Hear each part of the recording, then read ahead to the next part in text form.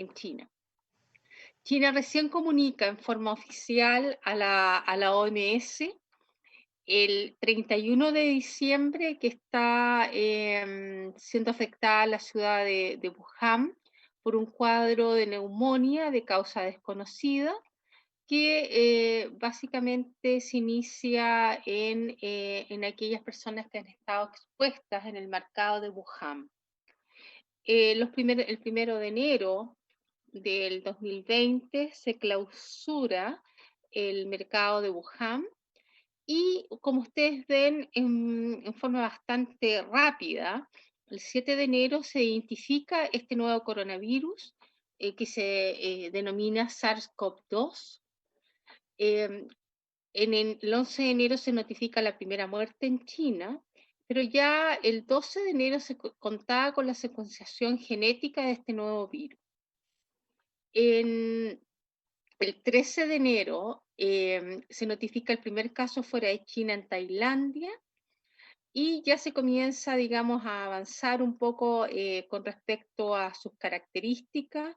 Se logra establecer que es capaz de transmitirse entre humanos bastante eficientemente. Y ustedes ven que el 1 de enero se notifica el primer caso en Estados Unidos, en Washington. La OMS ya a fines de enero, el 23 de enero, establece que esta es una emergencia sanitaria en China. Y el primer caso notificado en Europa se produce el 24 de enero en Francia. Esto acá hay. Como ustedes ven, el 31 de enero la OMS establece una alerta sanitaria mundial y el primer caso notificado en Chile fue el 2 de marzo del 2020. ¿Cuál es la situación actual al día 26 de junio? Ustedes ven que hay alrededor casi de 10 millones de casos en el mundo, con cerca de 500.000 muertos. El país que tiene mayor número de casos es Estados Unidos, seguido de Brasil, posteriormente Rusia. Ustedes ven que estamos nosotros dentro de los 1, 2, 3, 4, 5, 6, 7 países más con mayor número de casos en el mundo.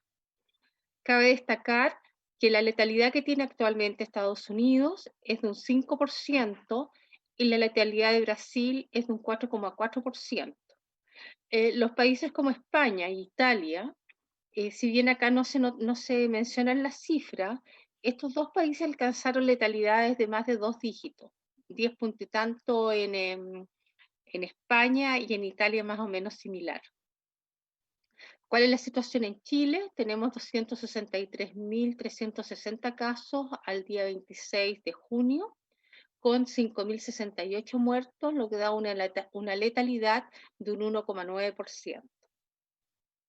Ustedes pueden ver acá los casos confirmados en Chile, de un total de 263.360. Se puede ver que la mayor distribución, la gran mayoría de los casos han sido confirmados en la región metropolitana, donde claramente existe el mayor número también de fallecidos. Le siguen algunas otras regiones, como por ejemplo Valparaíso, que tiene más de 10.000 casos, Tarapacá, Antofagasta, Coquimbo. Y de la zona sur destaca Biobío, Maule y Araucanía. Esta ha sido la evolución de los nuevos casos confirmados por 100.000 habitantes en las 15 regiones que tienen más casos. Ustedes ven aquí que claramente la región metropolitana es la que tiene mayor número de casos. Aparentemente ya estamos como bajando en el número de casos. Le sigue acá Tarapacá, y ahí están después Antofagasta, Valparaíso y el resto de las ciudades que ahí se mencionan. ¿Qué pasa con los pacientes fallecidos por grupo etario? Ustedes ven de que han muerto personas de los distintos grupos etarios. Claramente el grupo etario que reúne la mayor mortalidad, en este caso letalidad, es el de 70 años o más, que reúne un 63,67%. Y aquí ven que también, si bien la mortalidad es menor en los menores de 39 años, no está ajena Ya existe un porcentaje, digamos, de letalidad. ¿Qué pasa con los coronavirus? Estos coronavirus fueron identificados en la década del 60, son patógenos reconocidos de aves y mamíferos y pueden dar infección del sistema nervioso central, respiratorio y digestivo. Tiene Doctora, una característica por ser, perdón. perdón que le interrumpa, pero no está grabando la clase. Ya, espérame. Qué buena observación. Déjame ver por dónde está la cosa acá. Ay, ¿dónde la grabo? Abajo, donde aparece el botón verde de compartir pantalla, a mano derecha está grabar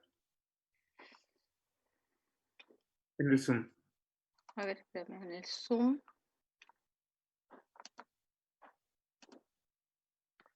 Oh, se me enredó el cuento. Y hoy día estoy sin ayuda logística. Espérame un poco. Donde dice controles de reunión, doctora. ¿Dónde? Abajo, Ay, abrir el Zoom, parece que es controles de reunión. al abrir el Zoom, controles de reunión. Acá.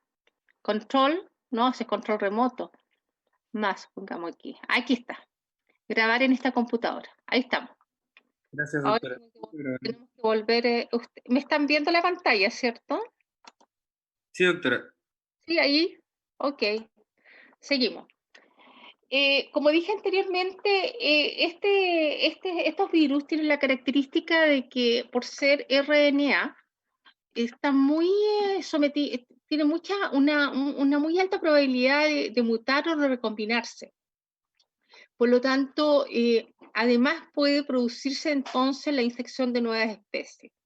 Existen 4 géneros, el alfa, el beta, el gamma y el delta en los coronavirus, y existen 7 coronavirus humanos. Ahora, los más relevantes son los que se mencionan aquí abajo, que es el SARS-CoV-1, que fue el que dio un brote epidémico en China en el año 2002, el MERS-CoV-2, que este virus todavía estaba activo, un brote en noviembre del año pasado en Arabia Saudita, y este nuevo SARS-CoV-2 que son el que nos está afectando, que está dando esta pandemia mundial.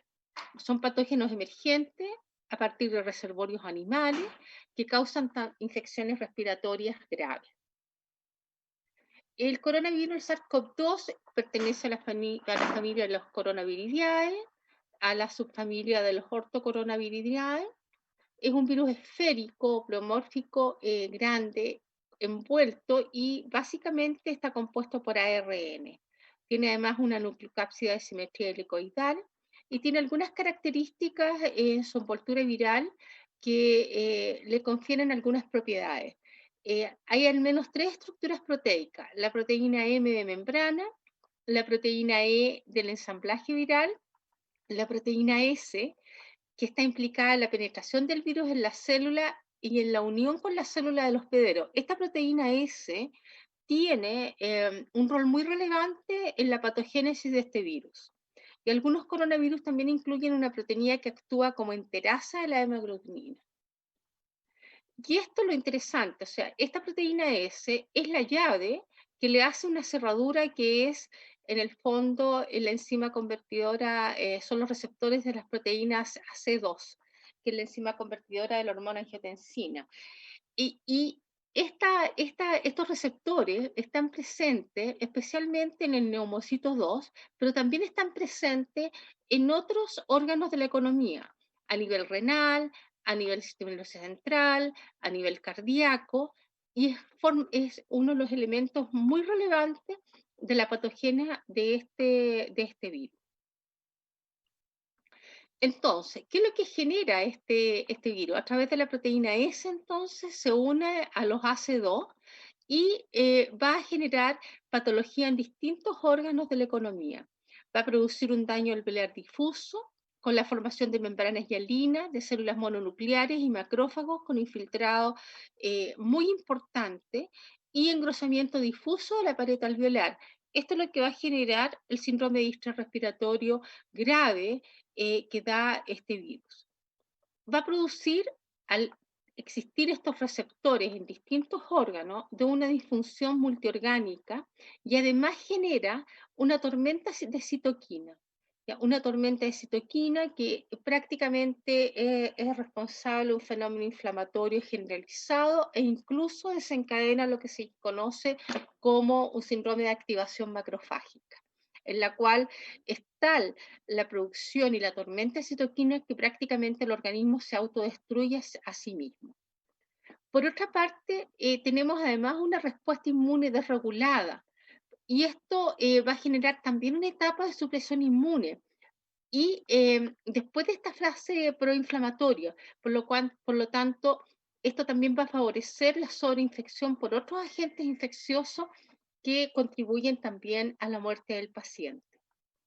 Hay una alta expresión de la enzima convertidora de la C en distintos órganos, en el hígado, a nivel renal. Estos pacientes tienden a cursar con bastantes fallas renales. Y además de todo esto, se produce una coagulación intravascular diseminada que también va a contribuir, digamos, al daño y a la disfunción de varios órganos que se da en esta infección. Por lo tanto, tenemos por un lado que la infección por el virus se va a generar en muchísimos órganos. Hay partículas virales en las células epiteliales, alveolares, bronquiolares, especialmente el neumocito 2. Hay atrofia de vaso, hay necrosis de los ganglios linfáticos, iliares, pueden haber hemorragias focales en el riñón, en el hígado, fenómenos inflamatorios de distintos órganos, generando entonces una disfunción multiorgánica. Hay una respuesta inmune al SARS-CoV-2 y a la sepsis viral, en el fondo, con aumento de la citoquina, que es lo que mencionábamos anteriormente, que produce la tormenta de citoquina, y especialmente con aumento de la interleuquina 6. Todo esto va a producir una reacción sistémica y el mayor conocimiento de cómo actúa, de cuál es su patogénesis, ha permitido ahora establecer algunas estrategias de tratamiento, como es el uso de pulsos de metilprednisolona cuando se detecta que hay una tormenta de citoquina, lo cual ha mejorado un poco el pronóstico de estos pacientes. Por otra parte, hay una reducción. Estos pacientes clínicamente, uno de los elementos, digamos, de pronóstico de gravedad es la linfopenia con la que cursan. Hay una reducción del recuento de linfocitos periféricos, principalmente CD4 y CD8, y esto se asocia a un alto riesgo de infección bacteriana secundaria con mayor mortalidad, que es la supresión inmune que estábamos comentando. Y la coagulación intravascular diseminada, que además se manifiesta por altas concentraciones del dímero D. Por esta razón, en estos pacientes es fundamental, desde el punto de vista clínico, cuando nos toca manejarlos, es controlar en forma sistemática y haciendo curvas, no tan solo del dímero D, sino que también de la ferritina, porque la ferritina nos está hablando de la tormenta de citoquímica y el dímero D de esta coagulación intravascular diseminada, que por una parte también va a generar fenómenos trombóticos. De ahí que cuando yo tengo el doble del dímero D o una curva de dímero D que está aumentando en forma sistemática y muy marcada, estos pacientes tienen indicación de anticoagulación. Y por otra parte, si en algunos lados miden la interleuquina 6, si hay un aumento sustantivo y mantenido la interleuquina 6, o bien aumenta muchísimo el valor de la ferritina, estos pacientes se manejan con pulsos de metilprednisolona. Por lo tanto, es fundamental tener el conocimiento y estar, digamos, bastante interiorizado de cuál es la fisiopatología de esta enfermedad. Hay varias hipótesis en las cuales se sustenta o se piensa que podrían estar jugando un rol importante en el hecho de que los niños presentan cuadros bastante más leves que los adultos. Ustedes ven que cada una de las frases acá tienen algunas estrellitas, las tienen mayor número de estrellitas, son aquellas hipótesis con las cuales se está como más de acuerdo, existe como más evidencia, entre comillas, dentro de lo poco que existe, qué serían las razones por las cuales los niños hacen cuadros más leves. Por una parte, los niños tienen diferencias en su sistema inmune. ¿Por qué? Porque tienen una fuerte respuesta inmune innata. Desde el momento en que el niño nace o desde el momento que está en forma intrauterina, para poder existir, que se dé una tolerancia inmunológica entre el sistema inmune materno y el sistema inmune del feto, hay una digamos, hay una predomina básicamente el sistema inmune no inflamatorio. Por lo tanto, estos niños, en cierta forma, al momento de nacer el recién nacido, tiene un poco una supresión inmunológica. Y la mayor respuesta inmune que tiene está dada por su sistema inmune innato, dado que no tiene experiencia inmunológica aún.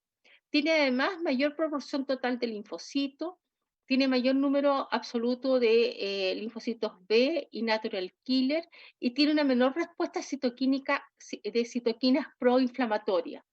Ya, todas estas características aparentemente hace que el niño presente una respuesta inmune menos exagerada que el adulto. En la medida que el niño va creciendo y ya llega a la adolescencia, su sistema inmune se parece más aún al del adulto. Por lo tanto, tiene una mayor probabilidad de hacer infecciones graves. Menor prevalencia de comorbilidades. Claramente este virus se asocia especialmente a diabetes, a enfermedades cardíacas, pulmonares y renales, a obesidad, hipertensión. Son condiciones que favorecen las formas graves de esta enfermedad. Hay también diferencias en la exposición al virus previamente. Claramente el niño está mucho más expuesto a otros virus. Se piensa que pudiera haber algún nivel de reacciones cruzadas con el SARS-CoV-2 y otros virus a los cuales el niño está expuesto. Interacción y competencia microbiana, hay mayor colonización por otros virus respiratorios, lo cual sería un elemento protector. Infecciones, la infección aparentemente al ser de segunda o tercera generación, porque habitualmente los niños se infectan de los adultos que están en su entorno, se cree que podría tener menos patogenicidad, lo cual no es muy aceptado dentro de las hipótesis. Sí se piensa que hay diferencias en los AC2, en estos receptores, donde se inserta la llave, que es la proteína S del virus, y tendrían menor afinidad o habría una diferencia en la distribución de estos receptores. Hay también diferencias en el sistema de coagulación, diferencias en el endotelio, en las proteínas plasmáticas y en las plaquetas.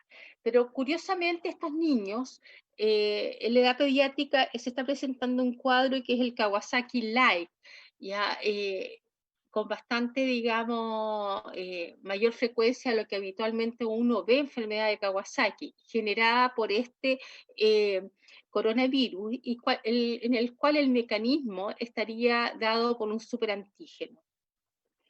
La protección y efecto target de la vacuna BCG posiblemente a lo mejor pudiera ser que las poblaciones vacunadas tuvieran un factor de protección frente a este virus, pero tampoco es una teoría, es una hipótesis que tenga muchos adeptos. Bueno, ¿cuáles son los factores de riesgo? Hay factores de riesgo que de alguna otra manera van a condicionar que el paciente haga una forma asintomática, leve o mediana, o la forma severa. Y en el caso de los niños, estos factores de riesgo están dados primero por la inmunosupresión. Ustedes ven todas las características de inmunosupresión que contribuyen a que los niños hagan una forma más severa. Los pacientes trasplantados de precursores hematopoyéticos con las características que aquí se señalan, los pacientes trasplantados de órganos sólidos, los pacientes que están en quimioterapia, las inmunodeficiencias primarias, ya sea combinadas severa u otras, los pacientes con VIH con CD4 de menos de un 15% o menos de 200, y aquellos pacientes que están recibiendo alguna droga inmunosupresora. También dentro de esta lista están los pacientes con enfermedades pulmonares severas, los trasplantados de pulmón, los pacientes que tienen displasias broncopulmonares o requieren de oxígeno a permanencia, la fibrosis quística, todos los pacientes con enfermedades neuromusculares, las atrofias espinales, Bernie-Hoffmann, la enfermedad de Duchenne, la asma severa persistente, qué enfermedades cardiovasculares, los pacientes que tienen miocardiopatías, por ejemplo, la fibroelastosis, las insuficiencias cardíacas. Bueno, ¿qué se sabe de los coronavirus? En general, los coronavirus tienden a dar enfermedades leves o moderadas, ya sea desde el ámbito respiratorio digestivo, y las tres enfermedades más graves que se conocen son las producidas por el SARS-CoV-1, el MERS y el SARS-CoV-2. ¿Qué se sabe del SARS-CoV-2? Como mencioné anteriormente, este produjo un brote en China a fines del año 2002. Se notificaron 8.098 casos en 24 países, cerca de 800 muertos, y no se habían notificado casos, no se han notificado casos después del año 2004.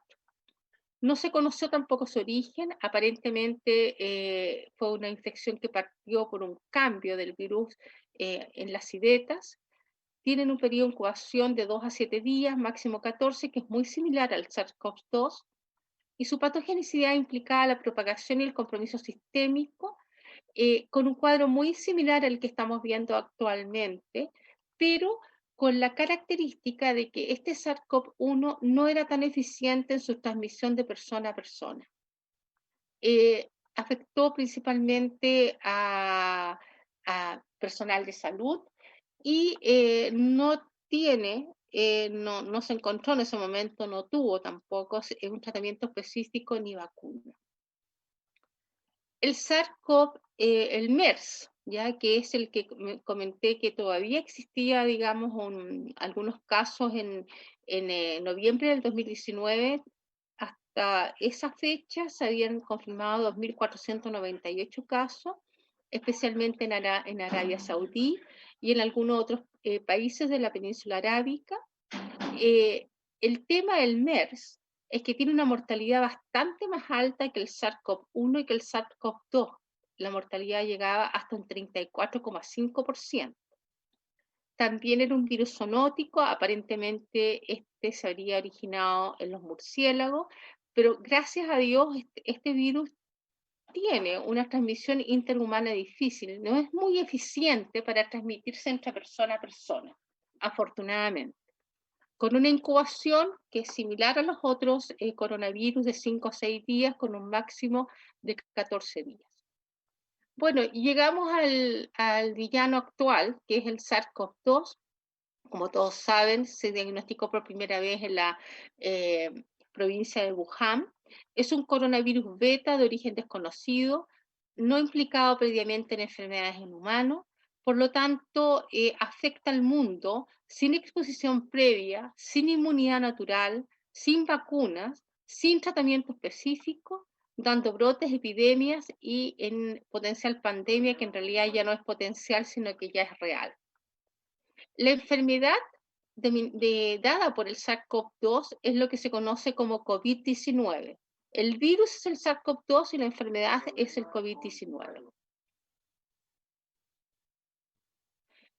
Fue aislado, como se mencionó, por primera vez en el mercado de Wuhan. Su secuenciación de genoma viral tiene cierta homología con los otros beta-coronavirus. Tiene 88% de identidad con el virus Sun-like de los murciélagos. 75-85% del SARS-CoV-2 es idéntico al SARS-CoV-1. Y afortunadamente 50% de identidad con el MERS-CoV-2.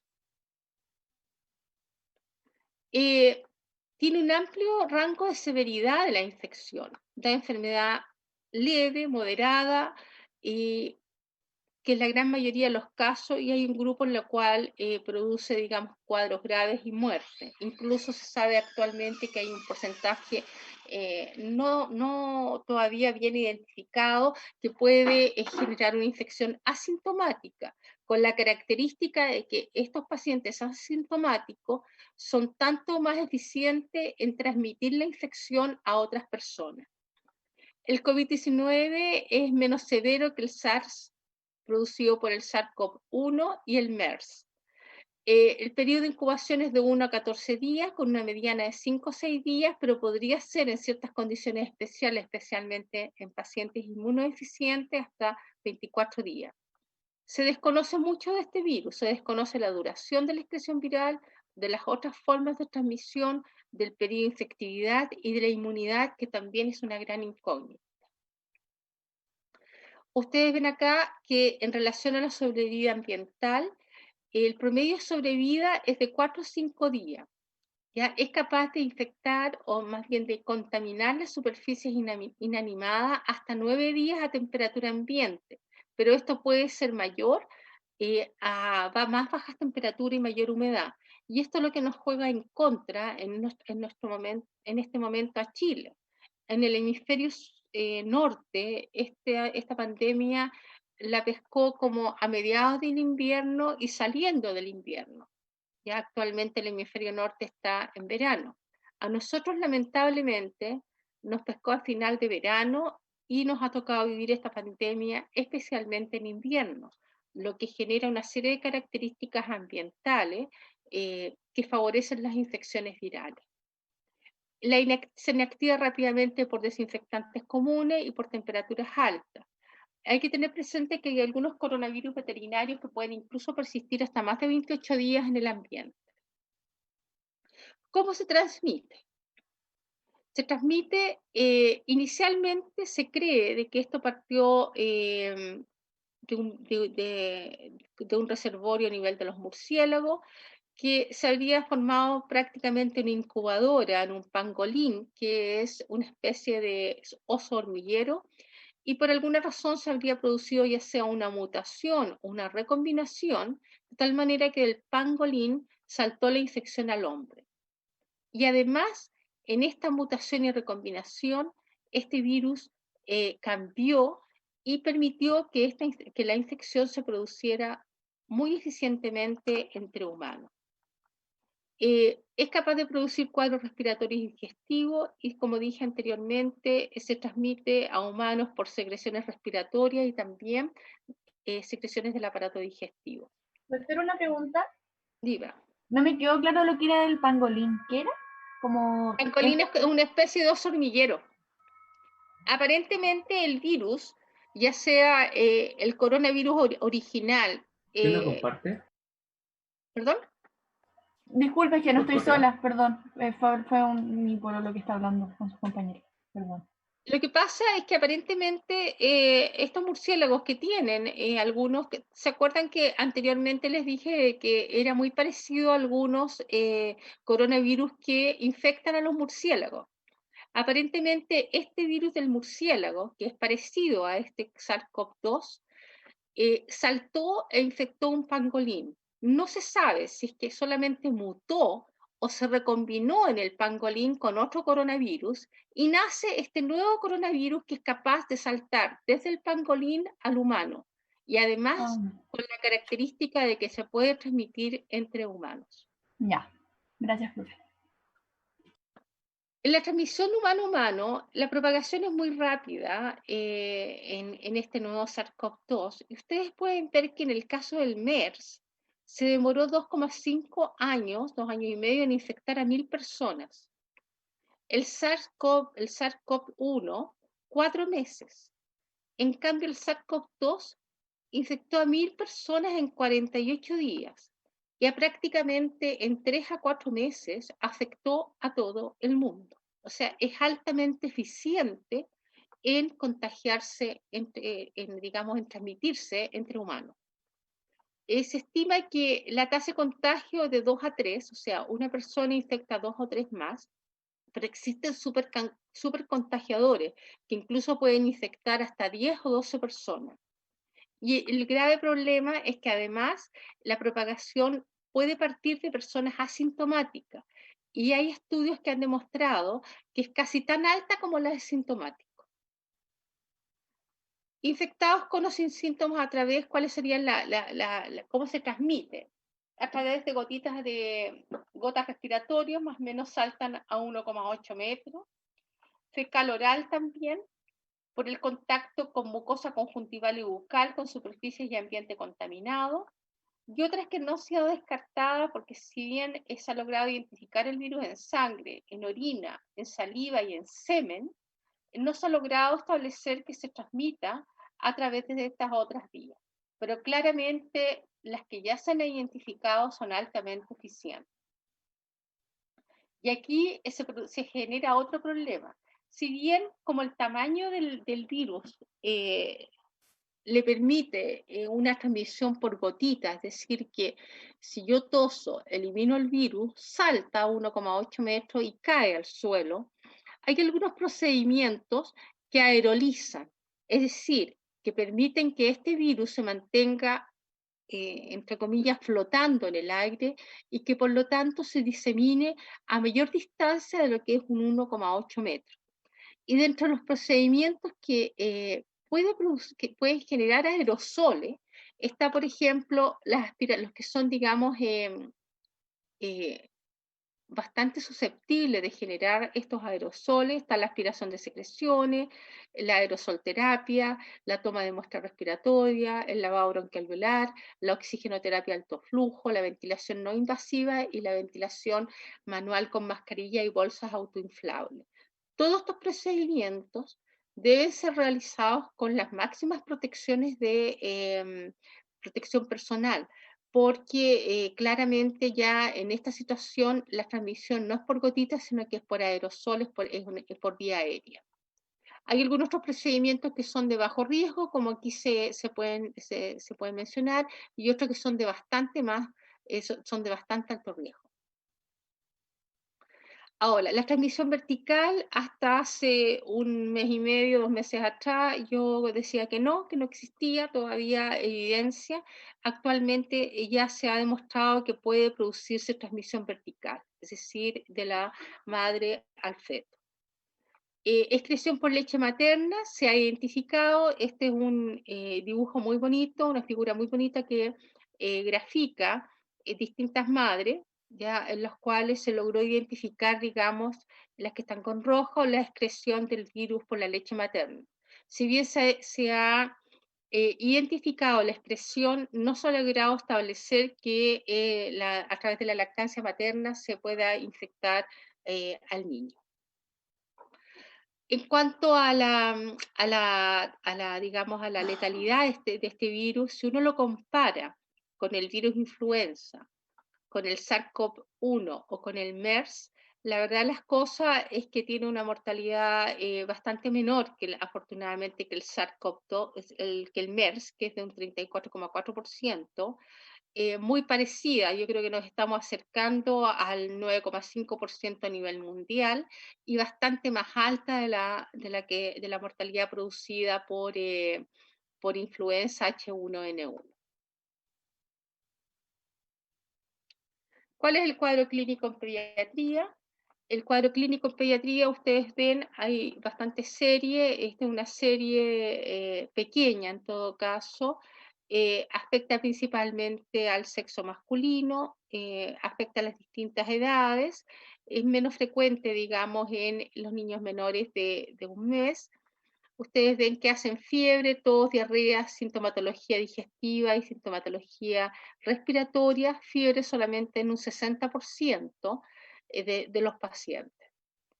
Del punto de vista de los cuadros graves, en general no hacen tantos cuadros graves como los adultos, pero sí pueden producirse algunos cuadros neurológicos, hacen muchas manifestaciones del punto de vista de piel, hacen exantema, cuadros de Kawasaki Light, distintas manifestaciones incluso con compromisos articulares, semejando una enfermedad de Still.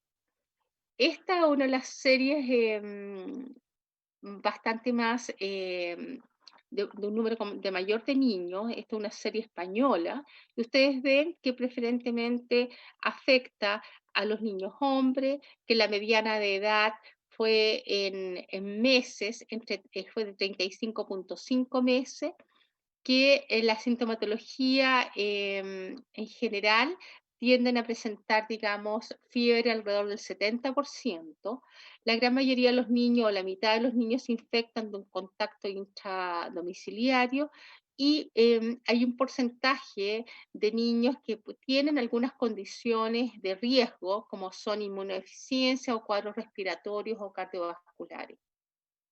Si uno ve las sintomatologías, 70% presentan fiebre, 72%, y algunas otras alteraciones. La odinofagia no es un elemento tan importante en los niños, a diferencia de los adultos, a diferencia que si los niños tienen síntomas digestivos, ustedes ven vómitos y diarrea entre un 15 y un 12%. El dolor de cabeza, que en general es bastante más difícil de evidenciar en los niños, se refleja básicamente más bien como irritabilidad, pero igual no es tan relevante como en los adultos, ¿ya? Y ustedes ven acá también que hay en un 70% alteraciones en la radiografía de tórax. Del punto de vista radiológico, ustedes ven que es distinto. La tercera columna son los pacientes que se hospitalizaron. La segunda columna son los pacientes que se manejaron en forma ambulatoria. Claramente las alteraciones de la radiografía tienden a ser mucho más relevantes en el grupo en que se hospitaliza. Los pacientes en general pediátricos no hacen tanta leucopenia ni linfopenia como los pacientes adultos. Sí también presentan aumento del dímero D o de los otros elementos o otros elementos, digamos, inflamatorios.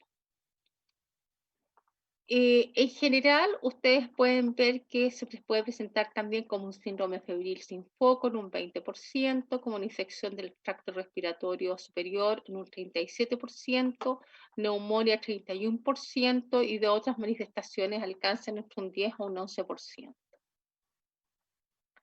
Manifestaciones cutáneas, que se las quise mostrar porque me parecieron interesantes. Hacen exantemas morbiliformes, hacen algunas lesiones bien particulares en los dedos, en las extremidades, hacen exantemas también urticariales, ¿ya? Hacen algunas lesiones vesiculares, exantemas maculopapuloeritematosos, ¿ya? Y hacen también lo que se conoce como un Kawasaki Light.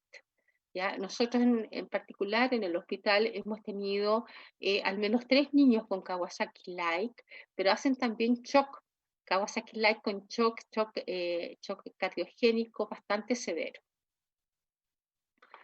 Las alteraciones a nivel del hemograma, ustedes ven que leucopenia lo hacen en un 20%, con linfopenia básicamente un 35%, aumento en la proteína C reactiva, pueden tener alteraciones de las pruebas hepáticas, y el cuadro clínico en general es menos severo, con un promedio de 12 días de hospitalización, y en un 40%, esto es importante, pueden hacer alguna coinfección respiratoria, ya sea por otro virus o por otro agente infeccioso. Ustedes ven lo mismo acá, las alteraciones que pueden presentar los niños que están más graves. Los niños más graves claramente tienen mayores alteraciones en el sentido de que hacen alteraciones, pueden hacer leucocitosis o linfocitosis, con mayor aumento de las pruebas hepáticas, aumenta el dímero D, aumenta la procalcitonina y algunas interleucinas.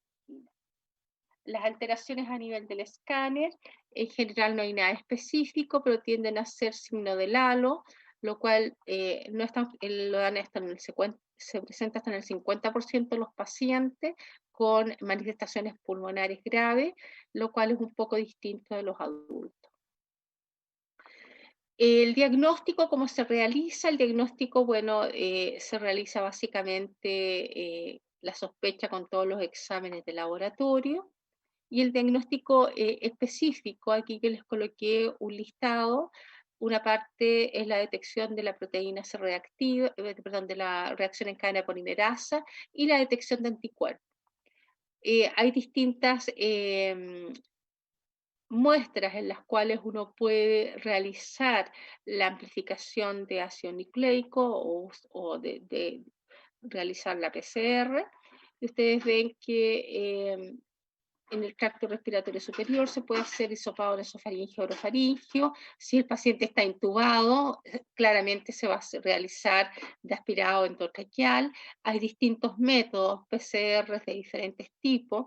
Los tiempos de respuesta pueden variar de unos a otros, pero son bastante cortos en general.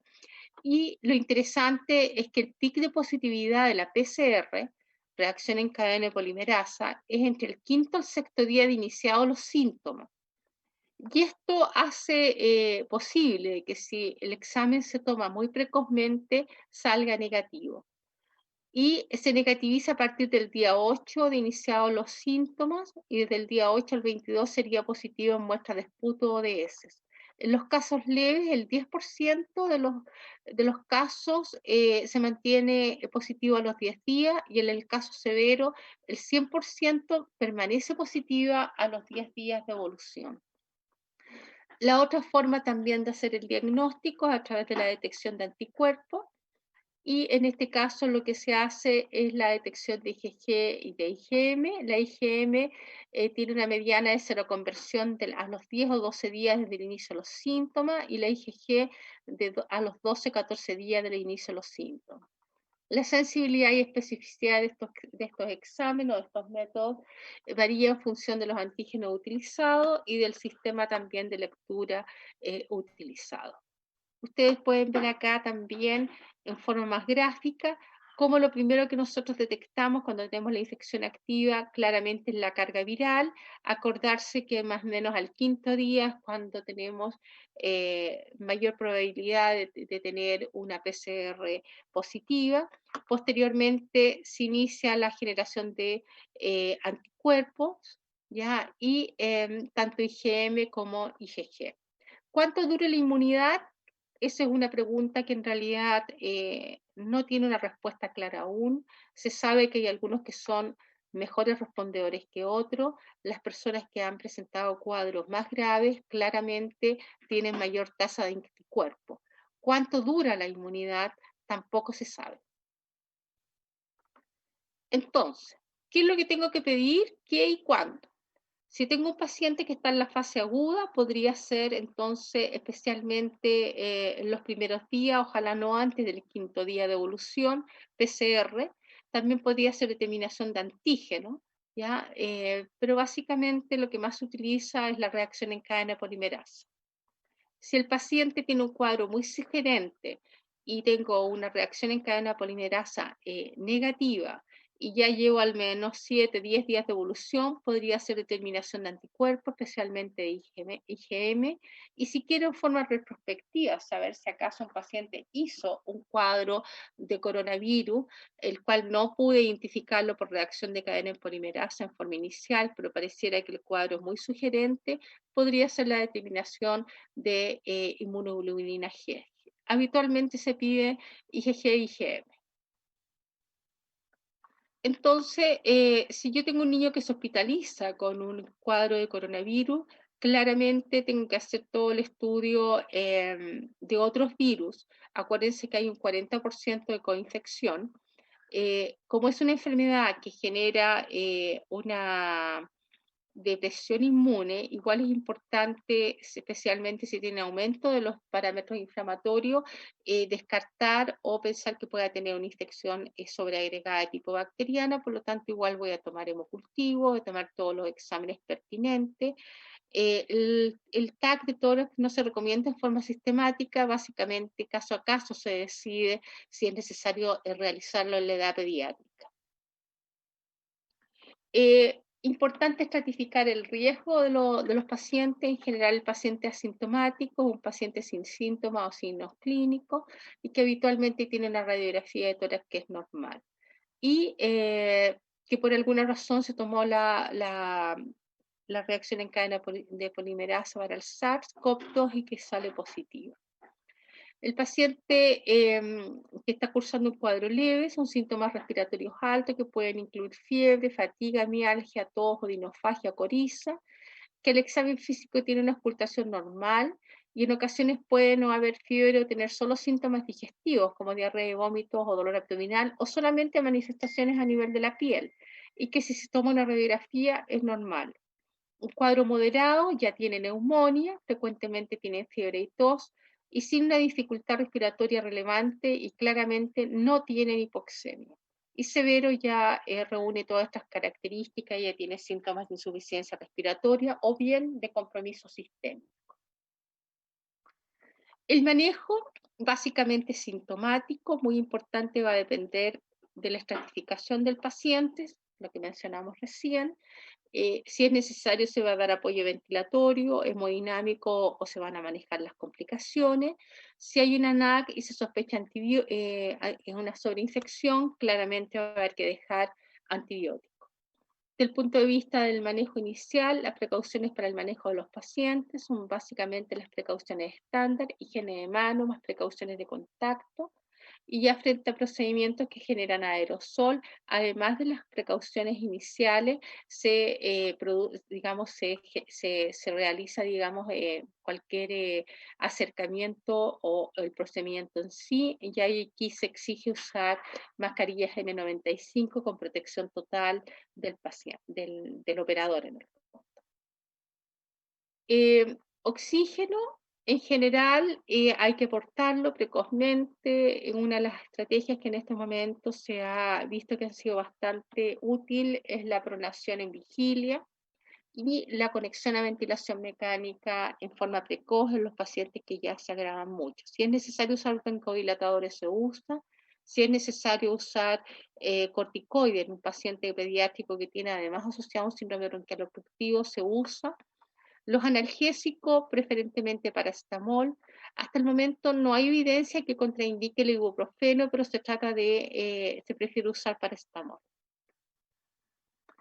El criterio de hospitalización en general se debe considerar caso a caso, pero se recomienda cuando el paciente tiene neumonía con requerimientos de oxígeno, en pacientes menores de 1 año con neumonía, en pacientes con neumonía y factores de riesgo, que fue lo que comentamos al principio, cuando hay pacientes que se están alimentando mal o están deshidratados, las neumonías complicadas, cuando hay compromiso hemodinámico y cuando hay causa social. El tratamiento antiviral específico, importante tener en consideración lo siguiente. No se conoce un tratamiento eficaz y seguro. Existen varios ensayos en marcha, pero todavía no se tienen los resultados definitivos. La gravedad de la infección es variable. De forma asintomática, hay infecciones de la vía respiratoria alta y otras que son más bien neumonía. Por lo tanto, también el cuadro clínico varía de uno a otro. No se conoce con precisión los factores pronósticos. Sí se sabe en los adultos que claramente el mayor de 60 años y el que tiene comorbilidades tiene mayor probabilidad de muerte. Por lo tanto, ¿qué es lo último que publicó en general la sociedad científica? Pero esto ha ido cambiando. El paciente asintomático se realiza solamente seguimiento. En el paciente leve solamente tratamiento sintomático.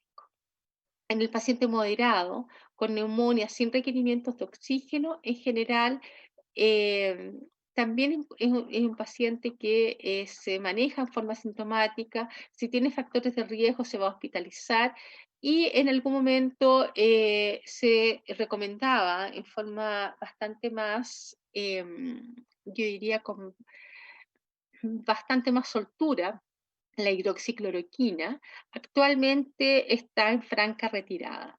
Ya, en general, los trabajos cada vez han ido demostrando que la hidroxicloroquina no tendría un efecto beneficioso en los casos de coronavirus. Por lo tanto, en esta última recomendación de la Sociedad Chilena de Infectología y de la Sociedad de Intensivo Pediátrico, la verdad es que la indicación estaría muy sujeta a la evaluación particular de cada paciente, pero lo que les puedo comunicar es que en general ya está en retirada. Lo mismo que en los casos severos y en los casos críticos.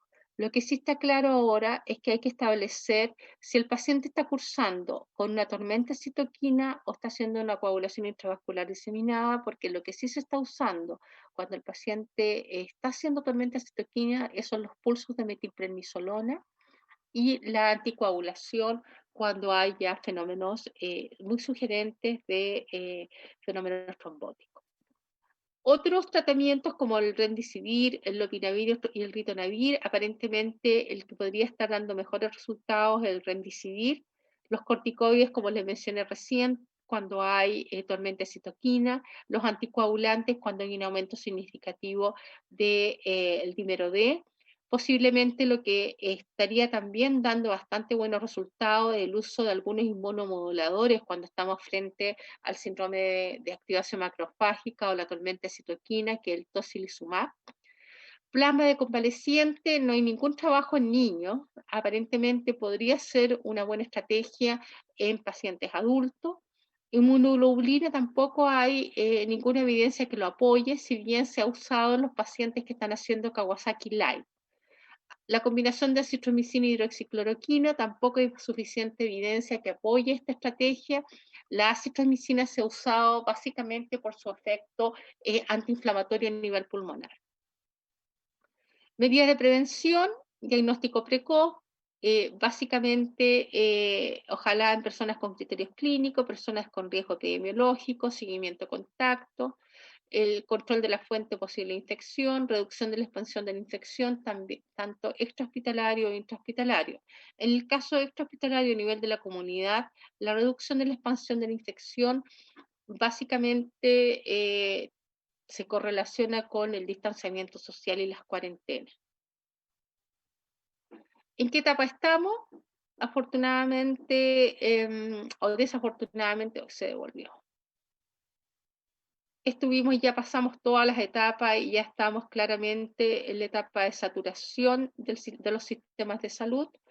Por lo tanto, aquí existe una necesidad de una colaboración conjunta, no tan solo del sistema de salud en sí, sino que también de la comunidad como para controlar esta pandemia. En relación a los equipos de protección personal, hay que tener presente que los equipos de protección personal reducen, pero no eliminan completamente la posibilidad de infección, son efectivos si se utilizan correctamente, no reemplazan otras medidas como el lavado de manos y requieren de retiro y eliminación correctas antes de salir del área de hospitalización, finalizado el contacto del paciente. Y por último aquí, este slide es bastante interesante porque establece cuál es el nivel de riesgo del personal de salud en relación a la edad y en relación al contacto que tenga en su trabajo con los pacientes COVID positivos. Ustedes ven que cuando tienen contacto directo o muy cercano o atienden pacientes con COVID, el grupo de mayor riesgo va a ser aquel grupo que tiene mayor edad o que tenga una edad mediana pero con condiciones de riesgo, que sería el grupo C. Y que este grupo es el que tendría indicación de estar haciendo trabajo en casa. ¿Ya? El grupo que ya es joven y sin condiciones de riesgo sería, digamos, los que están en el área A y que por lo tanto tendrían menor riesgo de hacer una infección grave. Ya. Preguntas con respecto a esto.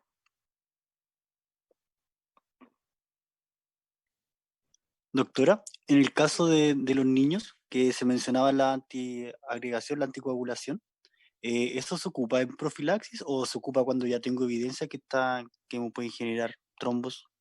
El niño no se usa en general el niño no se usa la profilaxis con heparinas de bajo peso molecular para evitar el ATP o el TEP. Eso no se usa en forma rutinaria, salvo cuando tengas un adolescente obeso o cercano a los 20 años, se usan esos casos en particular. Ahora, solamente se usa en forma terapéutica la anticoagulación. Y en este caso es cuando evidentemente hay un riesgo alto de un fenómeno trombótico o hay una coagulación intravascular diseminada con alteraciones importantes del fenómeno de coagulación. Ah, bien. Gracias. ¿Hay alguna otra duda con respecto a esta clase? Doctora, Dígame.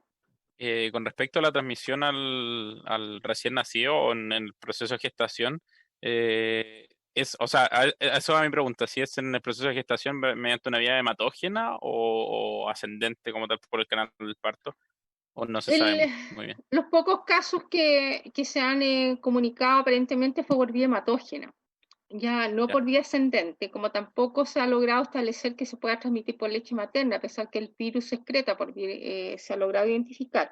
Ahora, existe una gran controversia de cómo manejar a los recién nacidos cuando la madre es COVID positiva y la guagua es COVID negativa, o SARS-CoV-2 negativa. La verdad las cosas es que una de las mejores estrategias para proteger al recién nacido es la lactancia materna. ¿Ya? Así que eso hay que tratar de no quitar la lactancia materna. Muchas gracias. ¿Alguna otra duda, pregunta? Doctora, ¿Sí? ¿cuál es el fármaco que están ocupando para la anticoagulación? Básicamente son heparinas, el Clexane usan, básicamente son las heparinas de bajo peso molecular. Clexane, básicamente. Y lo otro, ¿se ha sabido si es que realmente tiene algún efecto el tema de la ivermectina? No hay evidencia que apoye el uso. Así como también se desinfló la evidencia, o sea, se desinfló el uso de la hidroxicloroquina. Doctora, y referente al uso de la dexametasona, La dexametasona no se está usando, lo que se está usando es pulsos de metilprednisolona cuando el paciente está con tormenta de citoquina.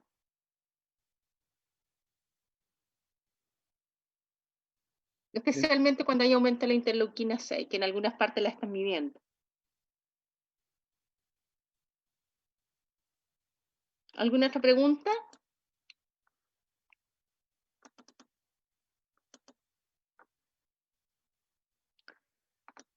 Porque pasaríamos a la siguiente clase, que es de Coqueluche. ¿Cuándo cree usted que se acaba la cuarentena? Voy a ganar el loto con eso. No, yo creo que la cuarentena, el tema de la cuarentena es complejo, porque lamentablemente esta cuarentena que está realizando este país es una cuarentena entre comillas, porque si tú sales a la calle, la verdad las cosas es que la gente no está respetando la cuarentena. Hoy vi por televisión cómo en la calle Mainz, en Santiago, parecía la fiesta del día domingo, lleno de gente. ¿Ya? Una feria en que vendían de todo tipo, ropa, zapatos. Entonces, la verdad, las cosas es que van a eliminar o van a sacar de cuarentena y eso va a depender de la curva de contagio, única y exclusivamente. Ahora, con esta cuarentena, entre comillas, la verdad, las cosas es que se ve compleja la situación, al menos durante todo el invierno. Ya, Coqueluche. Los objetivos de esta clase es conocer el cuadro clínico, el diagnóstico y manejo, y la indicación de profilaxis y reconocer además la coqueluche grave. ¿Cuál es la situación epidemiológica? En general, sigue siendo una enfermedad de importancia, especialmente en el grupo etario menor de 1 año. La coqueluche se mantiene dentro de una zona de un canal endémico a nivel mundial. La OMS comunica 20 a 40 millones de casos por año, con 200.000 a 400.000 muertes, especialmente en niños menores de 1 año. Y el niño menor de 1 año es el que tiene la mayor mortalidad y es el que hace la coqueluche grave.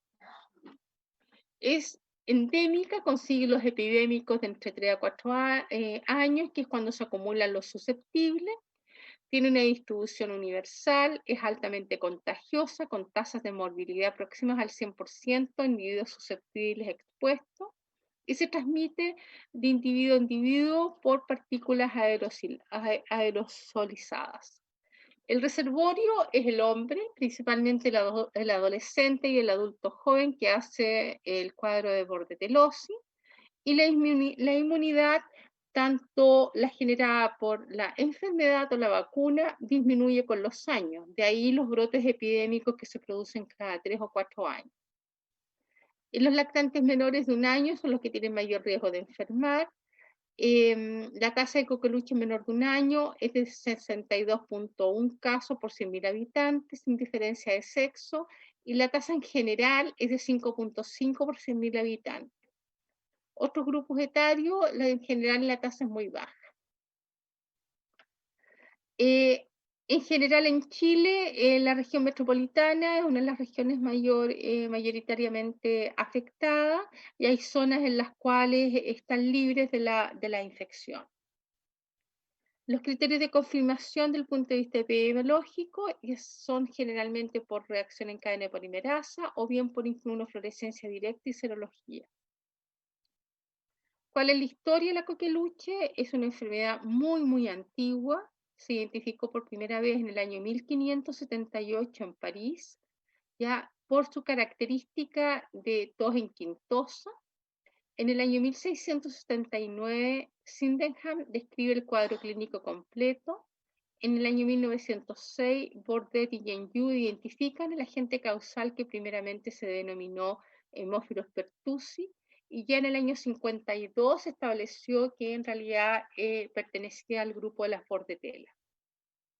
¿Cuál es la característica de la Bordetella pertussis? Es un cocobacilo gram negativo aeróbico de reservorio humano, se transmite por vía respiratoria, es de crecimiento fastidioso, o sea, yo no puedo tomar hemocultivos ni hacer cultivo faríngeo de Bordetella pertussis porque no se logra realizar un cultivo en forma eficiente en los laboratorios habituales. Resiste muy poco el ambiente y cuando hablamos de coqueluche es cuando tiene el cuadro típico de tos al menos 7 días acompañado de paroxismos de tos, estridor inspiratorio o vómito inducido por la tos. En neonatos y lactantes menores de 6 meses, la tos con estridor final en general no está presente y se reemplaza por apnea. Tenemos el cuadro de bordetelosis, que es la expresión clínica de la infección en personas cuya inmunidad específica ha disminuido, o sea, tienen una inmunidad parcial, y estos constituyen muchas veces el reservorio. Son cuadros respiratorios altos que no tienen mayor compromiso sistémico. El tercer grupo de pacientes son los cocoliches graves, que es una infección que evoluciona con falla respiratoria y con falla cardíaca, con hipertensión pulmonar y shock cardiogénico que conduce a la muerte. ¿Cuál es la apotecenia? Bueno, primero se produce la inhalación de las partículas infectantes, se produce toda la adhesión y en esto participan las fimbrias, las toxinas, especialmente el peptucinógeno, algunas hemaglutininas y la percantina. Esto le permite a la bacteria adherirse al epitelio bronquial. Hay una evasión de la respuesta inmune por algunas toxinas y la adenilciclasa que también contribuyen a esto. Hay destrucción de las células epiteliales, especialmente por la citotoxina traqueal, la toxina dermatonecrótica, y se produce la absorción de la toxina principal, que es el peptucinógeno, que es el responsable de los síntomas sistémicos. Acordarse que la bordetela se instala a nivel del árbol bronquial, pero no pasa a la circulación sistémica. Lo que pasa es esta toxina que es el peptucinógeno. Entonces, ¿cuáles serían los factores de virulencia que tenemos? Tenemos la hemaglutinina, las fimbrias, la percantina, el factor de colonización traqueal, la toxina pertussis o peptucinógeno, y algunas toxinas como la denilatociclasa, la dermatonecrótica y la citotoxina traqueal, que son responsables de distintas etapas de la patogénesis de la bordetela. El peptucinógeno es una proteína altamente antigénica que se utiliza también para la generación de vacunas, actúa como adhesina y exotoxina, inhibe la quimiotaxis, bloquea los receptores beta-2 adrenérgico y D2 de la dopamina, y tiene una serie de efectos sistémicos que hay que tener presente. Es la responsable de la leucocitosis y de la linfocitosis. Puede producir hiperinsulinismo, por lo tanto estos niños en los cuadros graves van a cursar con hipoglicemia y eso hay que tenerlo muy presente porque puede pasar a veces desapercibido. La hipogénesis también genera elevación del GMP cíclico, puede producir un daño del sistema excitoconductor miocárdico, por lo tanto estos pacientes se pueden morir por arritmia y hay deterioro de la capacidad fagocítica de los macrófagos y de la inmunidad celular. El periodo de incubación es de 7 a 10 días con un rango de 6 a 20 y hay que acordarse que tiene una forma respiratoria y una forma sistémica. La forma respiratoria, desde el punto de vista de la patogénesis, se inicia con la colonización del epitelio respiratorio, en la cual todos los elementos van a generar, por una parte, la ciliostasia, con la descamación ciliar y la necrosis epitelial. Esto va a contribuir a generar un muco espeso y también a generar atelectasias a nivel del árbol pulmonar.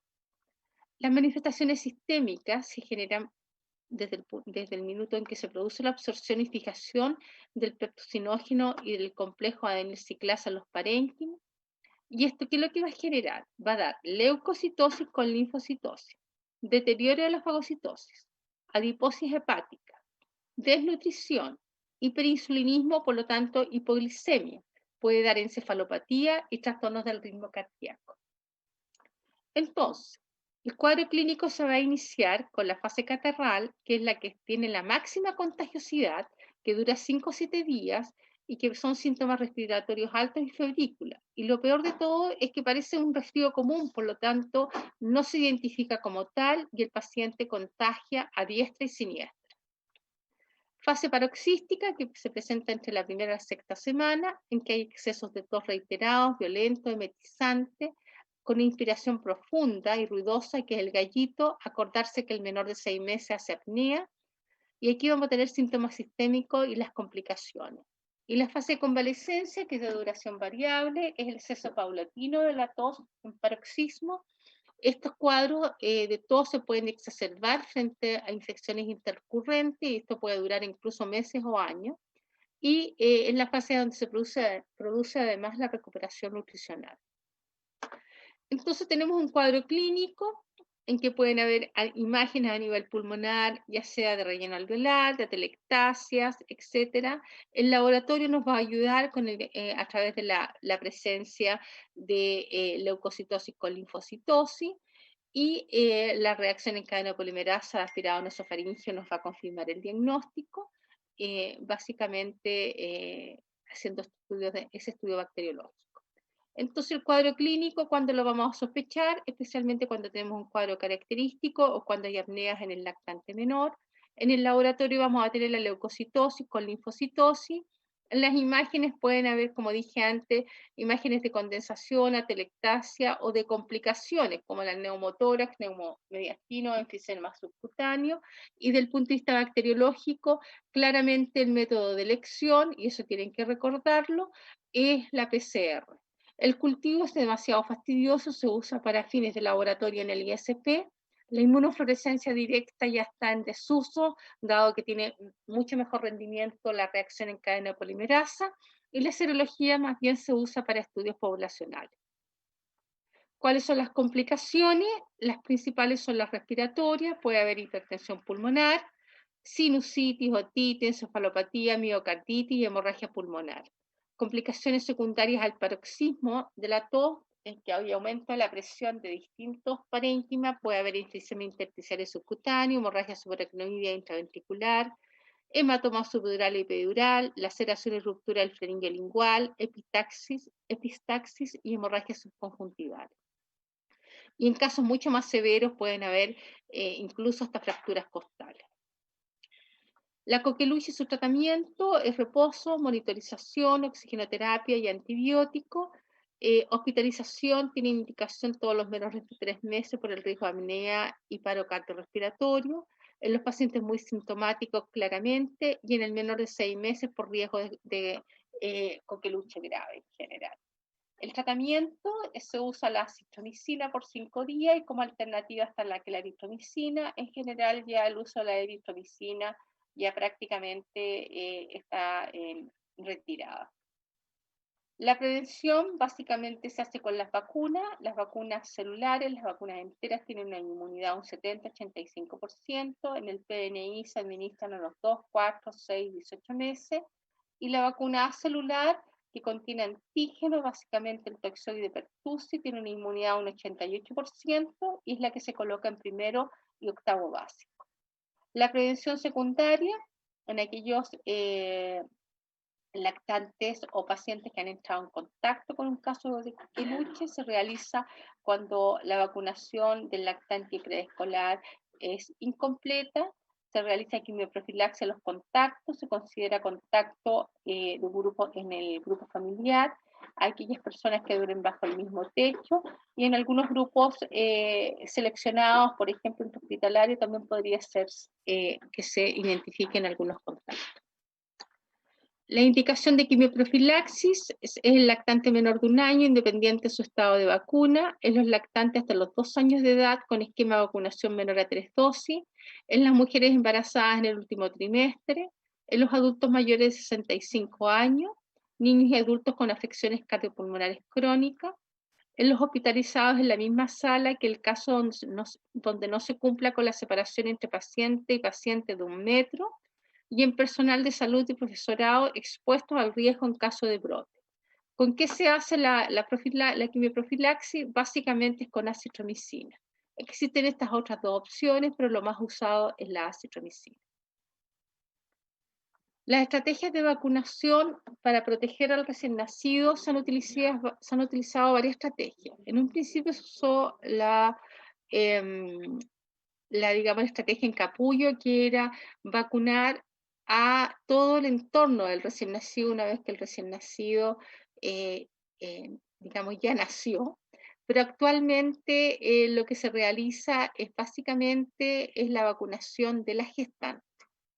¿Ya? De la gestante, porque esta estrategia en capullo en realidad no resultó ser la más efectiva. Actualmente lo que se hace es vacunar básicamente a la gestante. Aquí está el calendario de vacuna, importante que lo recuerden, cuál es el plan de vacunaciones del PNI el 2020, importante que siempre vayan viendo año a año porque va cambiando. ¿Cuáles son las reacciones adversas de la vacuna? En general puede dar hipertermia, convulsiones, llanto severo, colapso, estado de choque, son las más graves y se asocian básicamente a la vacuna celular. Y los otros síntomas que pueden ser moderados o pueden ser incluso leves. ¿Cuáles son las características de la coqueluche grave? Importante recordar que se produce en menores de 1 año, especialmente en menores de 6 meses, y que tienen un esquema de vacunación ya sea ausente o incompleto. Se presenta como insuficiencia respiratoria, pero ojo que el síntoma más precoz y bastante ominoso es la taquicardia persistente sin una causa clara. En estos niños cursan con leucocitosis bastante importante, hacen neumonía, y lo peor es que hacen una hipoxemia persistente con hipertensión pulmonar, shock cardiogénico y colapso cardiopulmonar. ¿Por qué se produce esto? Esto se produce porque la toxina pertussis inhibe las sustancias vasodilatadoras endoteliales y favorece la vasoconstricción, especialmente a nivel pulmonar. Además hay una hiperleucocitosis con trombos leucocitarios a nivel del pulmón, lo cual producen una obstrucción mecánica, y todo esto va a generar una hipertensión pulmonar refractaria con falla cardíaca. ¿Y esto cómo se va a manifestar desde el punto de vista clínico? Ojo que lo más precoz es la taquicardia mantenida e inexplicable. Después el paciente entra en una fase de hipoxemia rápidamente progresiva con acidosis metabólica, hipotensión arterial, leucocitosis en aumento, hipertensión pulmonar, y si no es posible objetivar con ecocardiografía, hay que guiarse por el criterio clínico, especialmente cuando haya taquicardia asociada a hiperleucocitosis. ¿Cuál es el manejo de la coqueluche grave? Los pilares son el ingreso a UTI, manejo antibiótico, manejo hemodinámico, ventilación mecánico, y lo que salva a los pacientes es la exsanguínea transfusión. Ya. ¿Hay alguna pregunta, alguna duda con respecto a esta clase? Doctora, Dígame. ¿cuál de los antibióticos era el que ya no estaba muy en uso? La eritromicina en general ya no se está usando, ya lo que más se usa es la acitromicina. Además que la eritromicina hay que acordarse que no se puede usar en el menor de 1 mes para estos efectos porque tiene una acción procinética y se relaciona con estenosis hipertrófica pilórica. Entonces, además se usa por un tiempo más prolongado, es peor tolerada desde el punto de vista digestivo, en comparación a la acitromicina, que se usa por 5 días solamente, y además existe una formulación endovenosa que se puede utilizar en los pacientes más graves. Ok, ¿Alguna otra gracias. pregunta? ¿Dudas y consultas? Bueno, la próxima semana vamos a seguir avanzando con el módulo de infectología. Quise partir por estas 2 patologías y en la semana yo les hago llegar las clases del próximo viernes. Y posiblemente voy a evaluar si les mando casos clínicos para la próxima semana o la subsiguiente. Doctora, ¿es posible que habilite la revisión del control de hoy? La verdad de las cosas es que yo creo que eso lo ve la doctora Vargas. Así que tendría que solicitárselo a ella. Ok, gracias, doctora. De nada. De nada. Eso. ¿Alguna otra duda o pregunta? Bueno, les deseo un lindo fin de semana, que descansen y aprovechen de repasar y de estudiar, de tal manera que la parte teórica al menos la tengan bastante clara en el momento que ya se pueda volver a realizar las prácticas. Mis saludos a cada uno de ustedes y cuídense mucho. Muchas Gracias, gracias, doctora. Hasta luego. Gracias, Gracias, doctora. hasta luego. Doctora, gracias.